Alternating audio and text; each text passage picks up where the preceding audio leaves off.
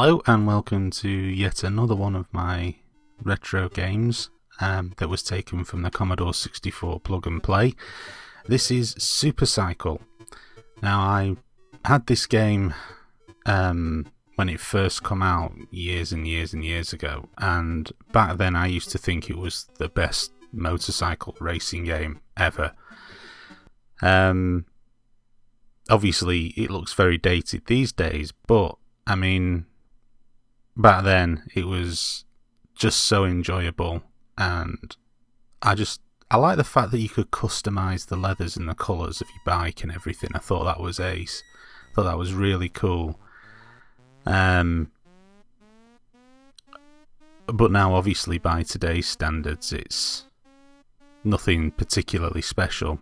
But you've got to put it into the context of how old it was and when the game came out. It was probably one of the better and more playable motorcycle racing games. I don't really recall there being too many motorbike racing games on the Commodore 64. I think I had one called Speed King, and that was pretty good. And I also had Super Hang-On, which was absolutely bloody awful. You know, the frame rate and the graphics were absolutely terrible. Compared to this, it looked like it was from the Ark. I mean, the developers of Super Hang-On should have taken a look at this game for the way to go. I mean, Super Hang-On may have had more varied graphics on each level and so on and so forth, but it doesn't really make any difference. If the game is so slow and so unplayable as to be unenjoyable, then it doesn't matter what you're trying to do with it. This was just, to me, was the best motorbike racing game, especially when I actually learned how to change gears and not trying to move off in top gear, which is not the most advisable thing. Like so many other racing games in the 8-bit era, you're not actually racing for position. You're racing against the clock in this case. You can see in the bottom left corner the clock's counting down, and the objective of course is to get across the finish line before the clock runs out. Now there are some glitches here, and somebody else out there may be able to tell me, but I don't actually recall any graphical glitches in the original version. So I'm wondering whether this is something to do with the actual plug and play device. But another thing I also liked about this was the fact that each individual track, the graphics changed.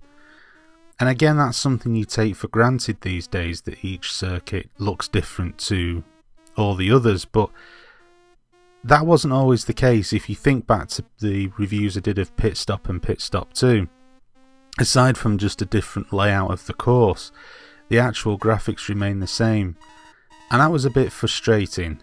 I mean, in this case here, all they're doing is just changing the background and the colour of the track side. But it made a huge difference back then, and you know, it just made you feel like you were racing on a different circuit and not an identical one with just a few different corners chucked in for good measure. Yeah, I mean, it's a really, really good game, and it's one of the better games on the Commodore 64 plug and play. I think I'm going to get the name of this thing right. I think it's the Commodore 64 DTV, which I assume means Direct TV, because you plug it directly into your TV. But I'm not 100% sure. The problem is I've had this plug and play thing for so long that I don't have the packaging for it anymore, and there was an instruction leaflet that come with it, and I can't for the life of me find that. So, you know, aside from the fact that I'm rubbish at many of these old 8-bit games anyway, also means you struggle when it comes to the controls. I don't recall the instruction manual though being of anything of any size and consequence, so I don't think it contained the individual instructions for the games. I could be mistaken, but if it did, they were certainly in small print, because it wasn't... I mean, there's something like, I don't know, 20, 30 games on this plug and play device, and there's no way it contained the full instruction manuals for each one. So a lot of the time my actual playing of the games is pretty pathetic, but I'm not actually doing these in terms... I'm trying to veer away from doing these reviews as not a review, but more just to show people what the game was like. Because this is a pretty good... This is as near as damn it representation as you're going to get without actually going out and buying a Commodore 64 and, you know, going out and buying the individual games. And it's probably as good a graphical representation as you're going to get as well, because the connectors are far better than the old RF connector that used to come with the C64. I used to get so much interference after a while. It was always strange. You'd get a Commodore 64 and initially it'd work fine, and then after a while you used to start to get some wavy lines that would appear on the screen. It was like there was a noise interference on the cable or with the actual RF adapter itself. And it's happened with a couple of televisions that I had, and try as I might, I couldn't get these wavy lines to disappear, even with televisions that had the fine tuning ability. And I could never actually figure out what was causing that, and I think it was just probably some sort of interference. There was obviously a lack of shielding that was either on the cable or on the actual RF unit, or maybe, well, I doubt it was on the television itself, because the television pictures that came down the main aerial was fine.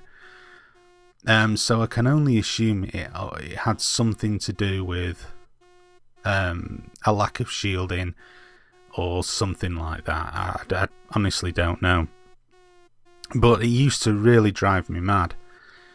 And I had two Commodore 64s. I had the old breadbox, as it's affectionately known, design, which was the original Commodore 64 design, and then I had the Commodore 64C, as it was called, and that was remodeled to make it look like the Amiga, like a trimmed down version of the Amiga. It was Commodore just trying to unify the look and feel of the family of computers.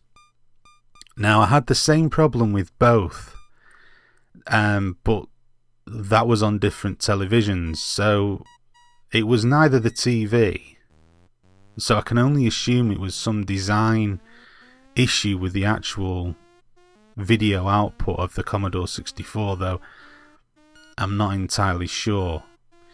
But anyway, going back to this game, I mean, yeah, there's a little bit of variety in here. I mean, what I'm doing here is, this is a bonus track where you get bonus points for actually hitting these gates. So there was a bit of variety as well. It wasn't just simple, straightforward racing. You had these nice little bonus circuits thrown in. You know, again, it doesn't really seem like a big deal by today's standards, but, you know, you've got to go back over 20-25 years. And this was, you know, quite a bit of innovation. It was quite a bit of added extra. And it just made the game, you know, bit of variety, bit more enjoyable to play. So yeah, well, I've got a few more of these videos that I'm going to do. I mean, as I say, these are not reviews; they're just intended purely to show you the footage of the game while I talk drivel over the top of it. I've recently got a new video capture device, which I'm hoping will give me better quality videos for the main reviews that I've been doing. I had a right struggle trying to get it set up. Needless to say, you know, trying to get anything set up, it seems, on a Vista operating system just is an exercise in sheer frustration. I usually use a Mac, but this particular capture device only works on a Windows-based PC. So it provided many hours last night of frustration. Usually solved by having to go away and download multiple updates before you can get anything to work. But the actual support on the site for this product was absolutely crap. They just don't tell you anything, and it's like, what really annoys me with technology today is the fact that you get passed from the vendor to the operating system designers. So in this case, like, Microsoft don't ever have anything to do with it, because they just say, well, it's third-party software.